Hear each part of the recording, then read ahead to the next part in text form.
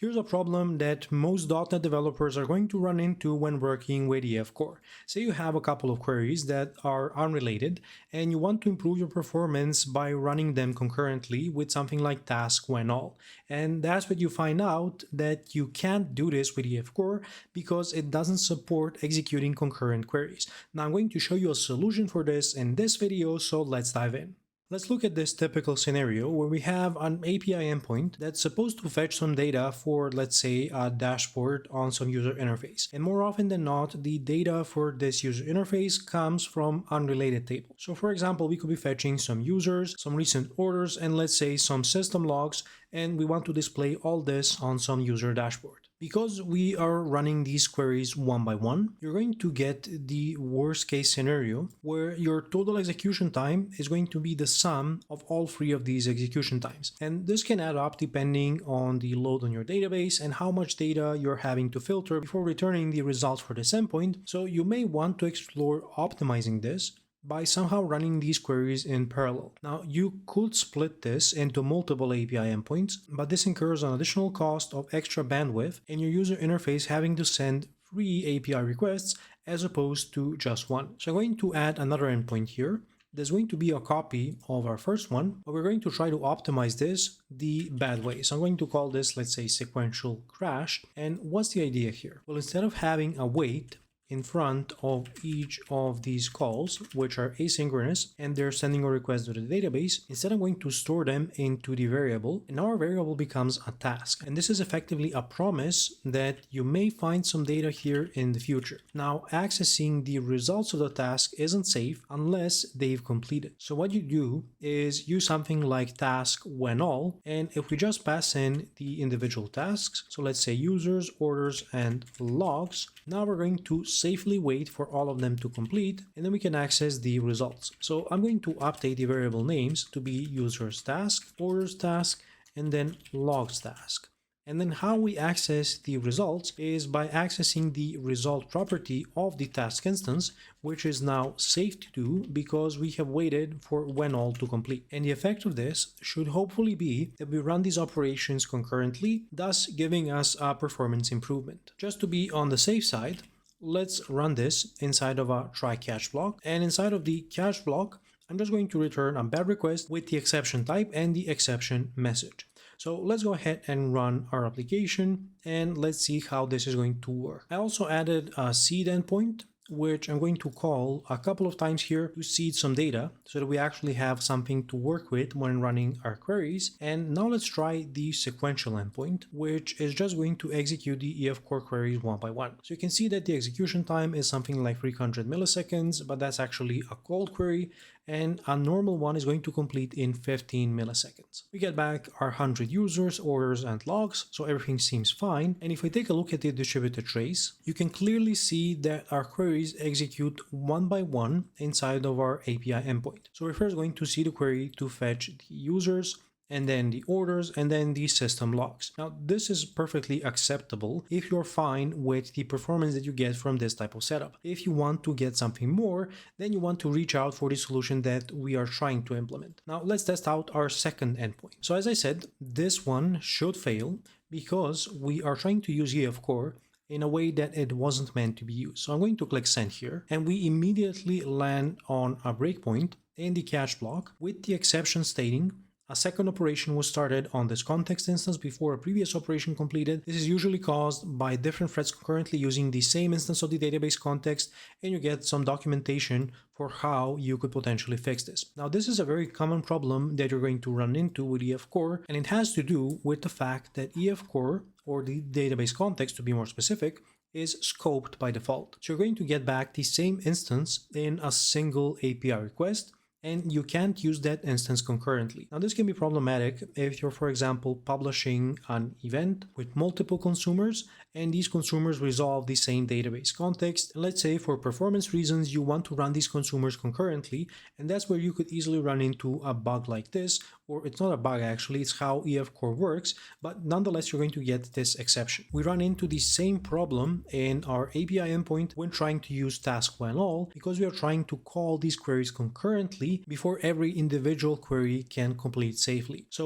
what can we do about this, and is it even possible to solve this? Well, you can solve this by simply not using the same instance of the database context. So your options here are either constructing the context manually for each of the queries that you want to execute, or there's an alternative way to register your database context. Instead of registering the database context directly, we're going to add a DbContext Factory. And this is an abstraction that we've had since .NET 5 actually, and it gives you access to an IDbContextFactory abstraction that lets you instantiate an EF Core database context on demand. Now we have to take care of wiring up our connection to Postgres. So I'll say use mpg SQL, and I'll say builder configuration get connection string, and the name of my connection string is commerce. This is coming from my .NET Aspire setup. So this is the name of my database, and this will match the connection string name that I'm passing into my API. So now we should effectively get the same behavior as we did here. And what's helpful is this also registers our database context as a scope service. So our current code will continue to work, but this lets me implement the improved solution that I wanted to show you. And I'm going to paste in a third implementation here, and let's call this parallel. And instead of injecting an app.db context, we're going to need an IDbContextFactory, and let's call this the factory. Now you'll see that our code won't work. That's because we don't have a database context instance right now, and we have to create one manually. Now if we just create a context and assign it to a variable like this, then we'd have the same problem as before. We would be sharing the same context instance between our three queries here. So the solution is actually to use the database context factory to create an instance on demand and then execute it concurrently. So for this, I'm going to create a small helper method here. I'll make it async. Let's say it returns a task of t, and let's, for example, call this run with local DB context. Our first argument is going to be an instance of the IDbContextFactory, and I'm just going to call this parameter factory. And then the second thing is going to be a function that returns a task of t. Now the trick is also that this should have an argument of the app.db context. I'll call this the result function, and then how I could run this is simply say return await result function. Now this should expect my argument of my database context, so let's create it. And we're going to create it using our database factory. We can use the async overload, for example. So I'll say await, and I want to make sure that I'm wrapping this in a using statement because I want to dispose of any resources after I'm done with my database context. So hopefully what this should allow me to do is to update my call here to allow me to say run with local DB context, pass in the factory, and then just pass in my function with the method signature. And we're going to just pick up the result of the function that we're passing in here. So everything else should work just the same. And now I'll update my remaining calls here. Now, obviously you don't have to do this. I'm just doing this in place to simplify my code and reuse the existing methods for querying the database that I have here. You could go ahead and create your own methods that are going to take in a DbContextFactory instead of a DbContext directly, and then you would create the database context inside here and use it to run your query. Now what I want to do is go ahead and test out to see if my solution actually works. So let's place a breakpoint here and start the application. I'll go into the Scalar UI and then find my parallel endpoint, and let's send this request, and we immediately hit our breakpoint. And what I'm interested in is just to see if these are going to run concurrently. Now, if I try to step over them, because I'm running this locally, everything might execute pretty quickly and we won't get the behavior that we want. So instead, I'm going to add a breakpoint when I'm stopping my stopwatch and hit continue. And you can see that we get here and we didn't run into an exception. The tasks have completed successfully, so now I can press continue and get the results back in my API endpoint. Now, to make this more interesting for our testing, let's remove the breakpoints and let's try to run this same query again.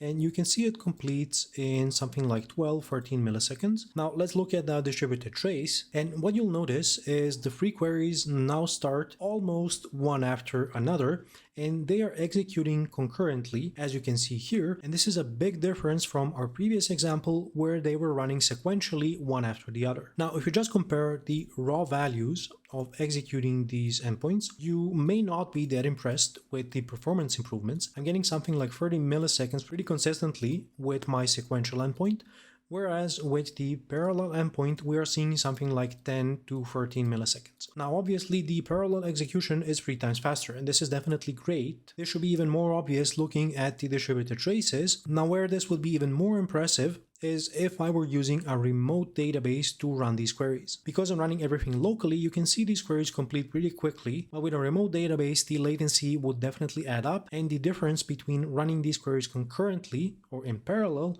versus running them sequentially would be much more significant. Now, obviously, this does come with some drawbacks. First, we are creating multiple database context instances in the same request. This is more resource intensive than reusing one EF core instance across a single request, because each database context would need to create a connection to your database. And database connections are usually a finite resource, so you want to be careful with this. I wouldn't recommend trying to do this in every one of your API endpoints where you're looking to get a performance improvement, but it's a nice technique to know for that one situation where it's definitely going to come in handy. But let me know in the comments what you think about this approach here. If you think fine-tuning EF Core is going to give you a noticeable performance improvement, I highly recommend learning about how to actually optimize your database, which you can learn in this video here, and I promise this is going to teach you a lot more about optimizing your database to get the most performance that you can.